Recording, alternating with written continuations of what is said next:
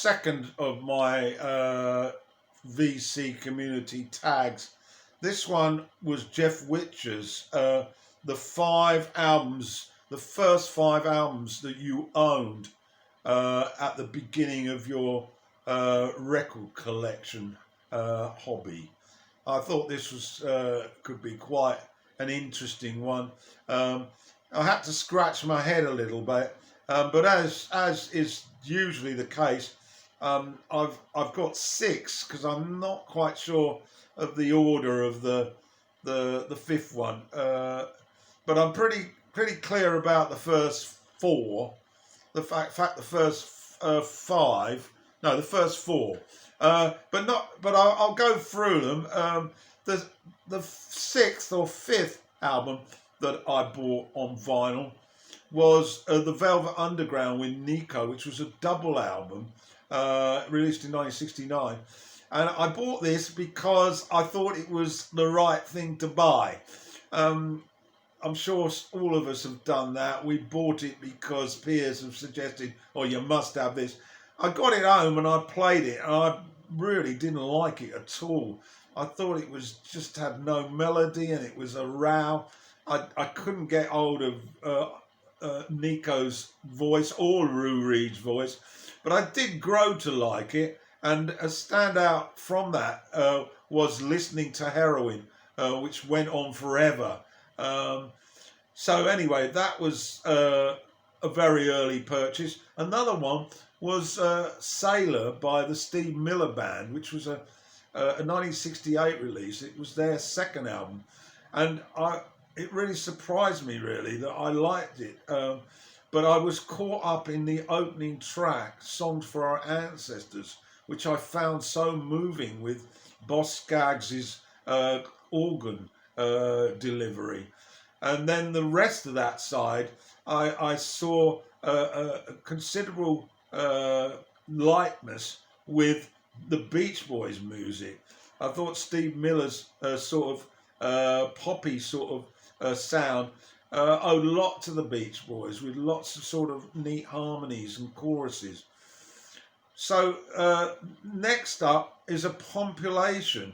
Now I know that a number of others who've done this thread have picked sort of greatest hits compilations, and I think at the beginning of something like this we do gravitate to this because we are not sure about one particular artist. The one I bought was called Nice Enough to Eat, which was a various artists on the Island record label, and it actually had about 12 tracks on it.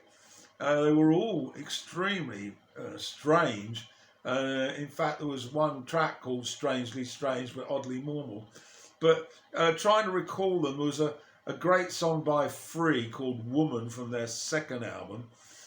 The Jethro Tull selection was from a stand-up, an absolutely exquisite We Used to Know.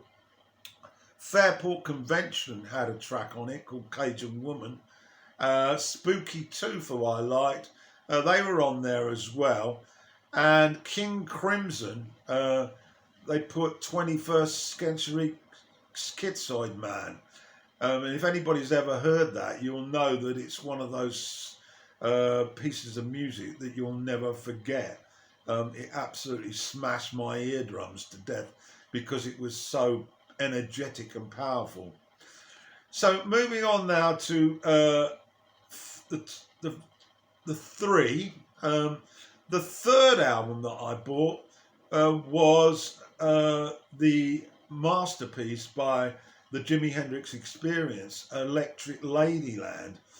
It caused a bit of a stir when I arrived back at the house, when my mother caught an eye of the sleeve with all those naked women on it.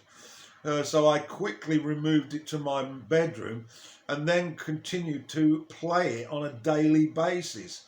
The whole street must have become so familiar with the track on the first side, Voodoo Child, which is live in the studio cut and lasts over 10 minutes. But it has to be said that album has still become and will always, I think, remain to be my favourite album of all time. Two left then. Another album that I sort of bought because it was trendy, although I was developing an interest in them, was Pink Floyd's 1969 double album, Gummer.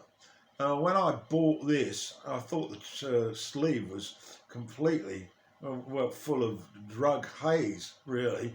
But the live album I immediately took to like a duck to water. I think most of it was recorded at the Mothers Club in Birmingham. And then, of course, there's the eventful Careful with That Axe, Eugene, which, if you've never heard it, will frighten you to death. Thanks very much, Roger. And but the second album was individual vignettes by the members of the band. So we had one by Gilmour, one by Walters, one by Mason, and of course one by Wright. And I really couldn't get my head around many of those at all.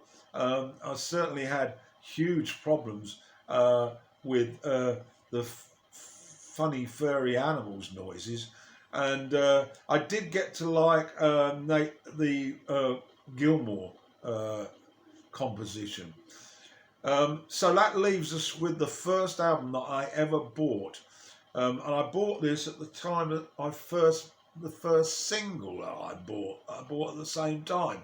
That was a double A side of Jethro Tull called The Witch's Promise and Teacher. But the album was Best of Cream by Cream.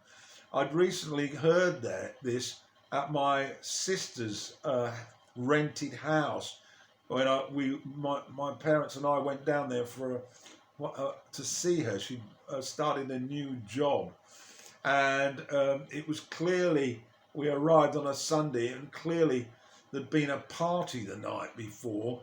There was lots of evidence of alcohol, empty bottles, not empty bodies, and there was this odour that went through the whole house, which was clearly a cannabis, and I got interested in the records, and there was Albatross there, but there was this album by Cream called Fresh Cream. And so I listened to it, and I was familiar with the trio, but that led me to buy this greatest hits, so to speak. So it was my first indulgence into the world of progressive rock music, and also my first hello to the genius whose name is Eric Clapton. So there we are. That's my 5 albums that I bought right at the beginning of my record buying career. Hope you've enjoyed it.